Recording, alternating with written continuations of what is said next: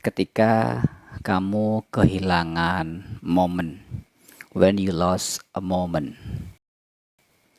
apakah Anda pernah merasa bahwa Anda kehilangan satu momen penting di dalam kehidupan Anda? Sebuah momen yang luar biasa. Seperti apa? Nah, dalam menghadapi momen-momen penting dalam kehidupan kita, itu kita akan didrive oleh value yang penting yang ada, yang kita pilih ya. Value itu satu, ada orang yang value nomor satu adalah keluarga. Jadi apapun kejadiannya, dia akan memilih untuk menomorsatukan keluarganya. Keluarga itu bisa orang tua, pasangan hidup, anak-anak. Pasti teman-teman pernah mendengar orang-orang yang resign dari pekerjaan karena memilih untuk dekat dengan keluarga. Orang yang mutasi dari kantor pekerjaan karena ingin dekat dengan keluarga. Apakah karena ingin mendampingi orang tuanya atau hal-hal yang lainnya.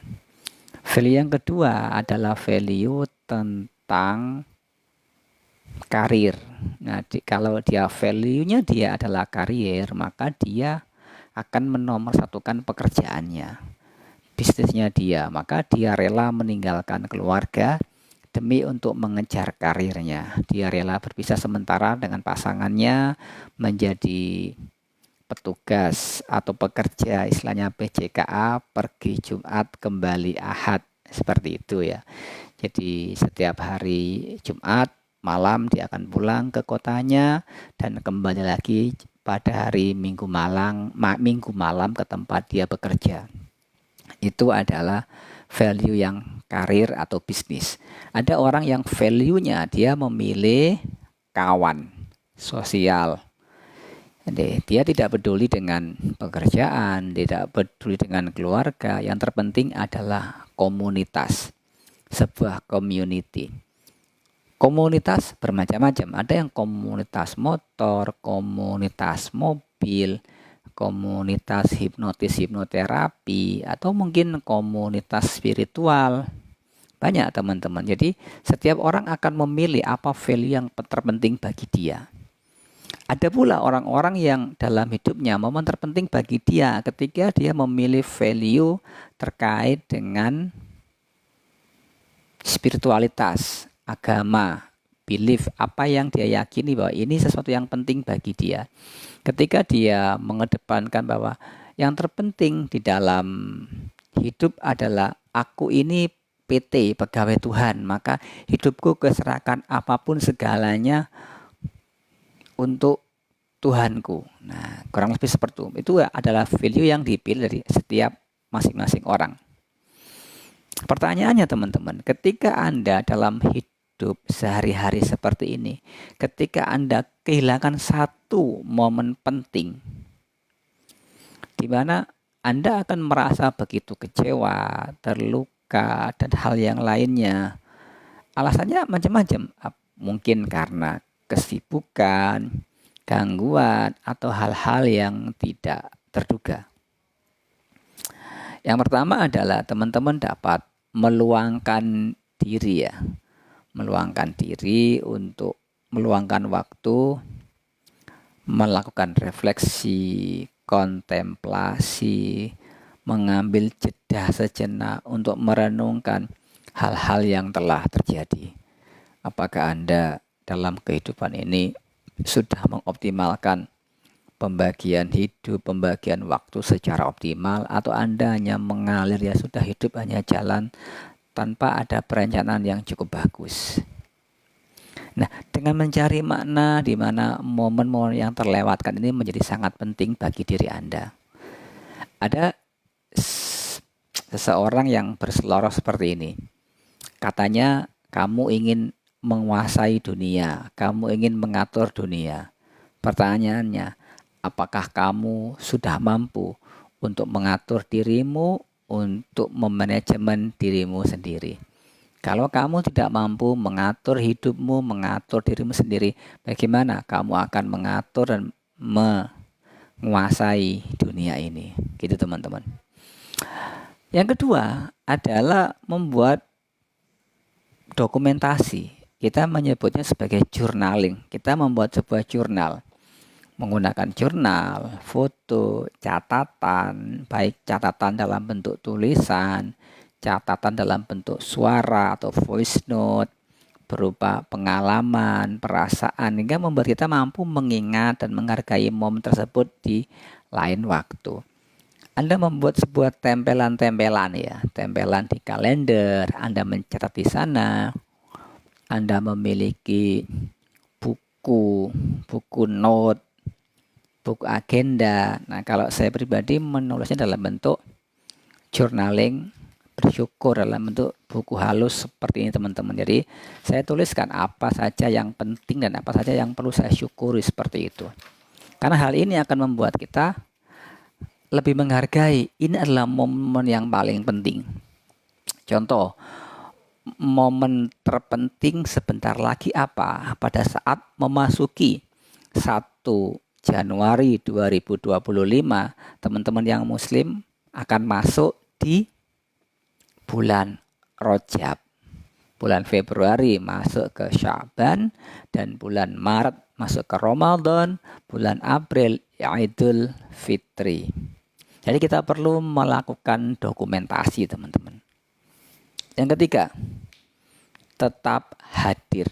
Hadir saat ini dan di sini. Fokus dalam setiap kegiatan, hindari berbagai macam bentuk gangguan, apakah notifikasi di ponsel, notifikasi sosial media, itu akan mendistraksi kita. Bagaimana kita memiliki sebuah fokus yang cukup oke, tetapi ketika kita terdistraksi oleh contohlah Facebook, kita melihat satu reels, film pendek, tiba-tiba kita nyambung karena ketika melihat sebuah drakor atau drajin kok menarik, asik ceritanya, kita menjadi tertarik untuk mengikuti series berikutnya, tak terasa 1 jam terlewat tanpa manfaat. Atau karena kita asik melihat cuplikannya di sosial media, kemudian kita mencari versi yang lebih panjang di mana? Apakah di YouTube atau di WeTV misalkan. Nah, itu akan membuang-buang waktu kita. Membuat kita apa? Kita tidak hadir seutuhnya. Hadir saat ini, di sini, sekarang, sadar diri, sadar nafas, dan menyadari apapun pikiran-pikiran kita. Gitu teman-teman. Yang ketiga. Yang keempat adalah kita belajar dari pengalaman. Ketika kita telah kehilangan satu momen yang penting dalam kehidupan kita, maka kita dapat menarik satu hikmah dari kejadian ini. Apa hikmah dari kejadian ini dan bagaimana hal ini tidak terulang lagi di masa yang akan datang? Sebagai contohnya, ketika di momen saat ini, ketika kita membesarkan anak, mengajar sebuah kelas atau hal yang lainnya, apa pelajaran yang bisa kita pelajari dari sini? Contoh sederhana ya, pada saat Anda makan makanan pedas. Nah, ketika Anda makan makanan pedas, tetapi Anda merasa bahwa bangun pagi, ketika bangun perut Anda mules, Anda diare, maka Anda dapat membuat sebuah pembelajaran penting bahwa ternyata perut Anda tidak cocok, intoleran terhadap pedas dengan level sekian. Itu contohnya seperti itu. Atau ketika Anda begadang, tidur lelap malam, maka Anda bisa menarik satu kesimpulan, satu manfaat. Oh, ternyata yang baik, yang bagus itu adalah ketika tidur pada jam 9 malam misalnya. Artinya, catatlah, temukan apa hikmah dari setiap kejadian demi kejadian yang Anda alami. 5. Apapun yang terjadi dari kejadian kita, momen yang terlewatkan, kita kehilangan momen tertentu, kita pun tetap perlu bersyukur.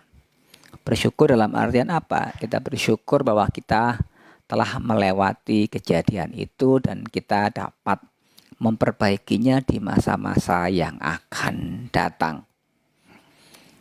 Jadi bersyukur ini kita bisa mensyukuri hal-hal kecil, hal-hal yang luar biasa. Nah, syukur itu seperti apa? Syukur itu misalkan kita pejamkan mata, pegang dada kita rasakan detak jantungnya, kemudian kita bersyukur selama 20 detik. Alhamdulillah, terima kasih ya Allah atas anugerah nafas, anugerah detak jantung, anugerah kehidupan ini. Terima kasih ya Allah, hari demi hari saya lebih baik dan lebih baik. Every day, in every way, I'm going better and better. Setiap hari, setiap momen, setiap waktu, saya lebih baik dan menjadi lebih baik. Nah, itu adalah salah satu contoh teman-teman bagaimana kita bersyukur atas kehidupan yang telah kita alami saat ini. Level syukur yang lain yaitu pada saat kita sholat setiap hari. Kita sholat dari subuh, zuhur, asar, maghrib, dan isya. Itu adalah momen bagaimana kita tuh menikmati hari-hari kita, menikmati kebahagiaan kita, dan menikmati syukur yang luar biasa. Terima kasih ya Allah atas anugerah nikmat sejati berupa kemampuan untuk menjalankan sholat 5 waktu. Itu teman-teman. Oke teman-teman, demikian sesi sharing kita pada malam hari ini. Kita lanjutkan di sesi yang akan datang. Sukses selalu, berkah berlimpah. Assalamualaikum warahmatullahi wabarakatuh.